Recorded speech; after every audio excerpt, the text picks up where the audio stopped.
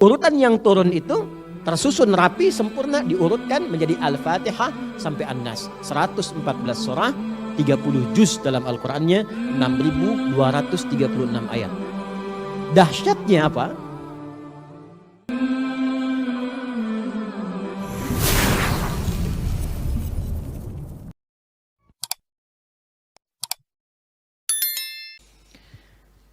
Al-Quran saat diturunkan kepada Nabi Muhammad SAW diturunkan sesuai dengan urutan-urutan kejadian-kejadian atau petunjuk-petunjuk yang dibutuhkan oleh Nabi saat Nabi beraktivitas di waktu itu.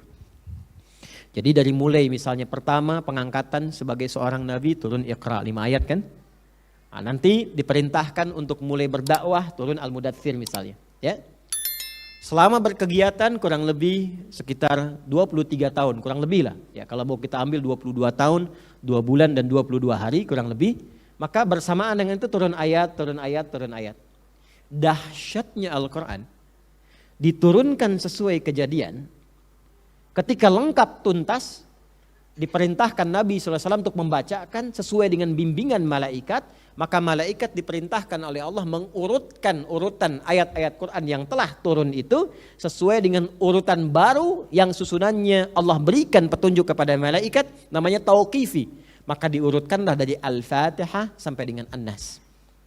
Jadi nanti ada sesuai urutan dengan ayat-ayat turun, namanya asbabun nuzul, ya kan? Atau yang dibutuhkannya. Dulu yang menghimpun itu adalah sahabat Ali bin Abi Thalib.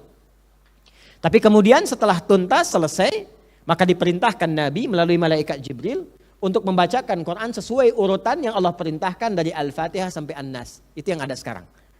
Jadi dari urutan yang turun itu tersusun rapi, sempurna, diurutkan menjadi Al-Fatihah sampai An-Nas. 114 surah, 30 juz dalam Al-Qur'annya, 6.236 ayat. Dahsyatnya apa? 2. 1. Ternyata urutan Al-Fatihah sampai An-Nas itu salah satu bentuk urutan yang menjaga kemurnian Quran. Bukan hanya lafadznya. Jadi kalau kita mendalami satu ilmu tertentu yang memperhatikan urutan Quran, Quran itu jelas Pak, ada bagian tengahnya, faliyatalattaf di surah Al-Kahf itu. Jadi kalau kita baca dari situ ke belakang sampai ke depan, kita tahu itu tengahnya Quran. Jadi dengan membuka itu saja kita tahu nih kalau ada ayat yang kurang, ya, atau halaman yang hilang kita tahu tuh. Oh ini ada yang hilang nih, ini ada yang kurang nih. Terus urutannya dari Al-Fatihah sampai dengan An-Nas itu berurut secara makna. Al-Fatihah pembuka dijelaskan di Al-Baqarah, penjelasan Al-Baqarah dirinci di Ali Imran, diurutkan di An-Nisa terus sampai dengan An-Nas. Itu mukjizat yang tidak pernah ditemukan di kitab manapun. Ini menunjukkan bahwa Quran bukan karya manusia. Kalau bukan firman Allah nggak mungkin seperti itu. Ya, baik. Selanjutnya apa lagi? Selanjutnya yang paling luar biasa, peristiwa-peristiwa yang terjadi kan acak kan? Nggak berurut kan? Ya kan? Nabi misal ya diangkat jadi Nabi, turun surah kan, turun ayat. Nabi mengalami peristiwa perang Badar, turun ayat kan? Nabi mengalami peristiwa perang Uhud, turun ayat kan? Nabi mengalami peristiwa bimbingan tentang bisnis pada para sahabat, turun ayat kan? Tentang riba, turun ayat. Tentang puasa, turun ayat. Itu kan peristiwanya acak. Turun. Begitu kemudian selesai diurutkan Al-Fatihah sampai An-Nas, terjadi tersusun menjadi kurikulum kehidupan, bimbingan hidup.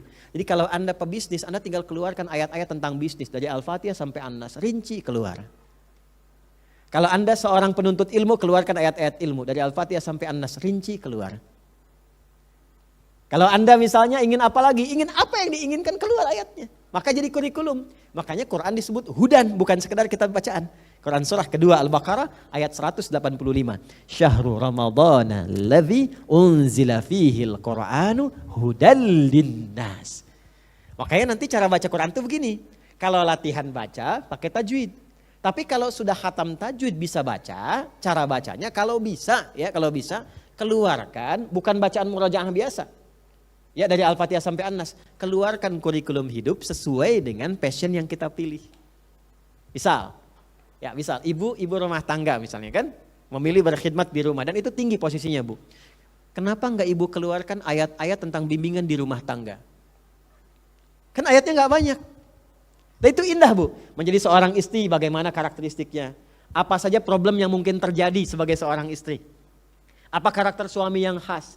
Ya, miskomunikasi apa yang muncul? Bagaimana mengatasinya? Sebagai seorang anak bagaimana? Sebagai seorang ibu bagaimana? Ada semua di situ. Makanya ketika di zaman Nabi, sahabiyat, perempuan-perempuan muslimah mengeluarkan ayat-ayat itu dan ditunggangi sebagai kurikulum, jadinya seperti siapa? Seperti sahabat-sahabat mulia yang kita saksikan sekarang. Yang kita lihat sekarang. Maka kalau ingin jadi ibu yang unggul, keluarkan kurikulumnya.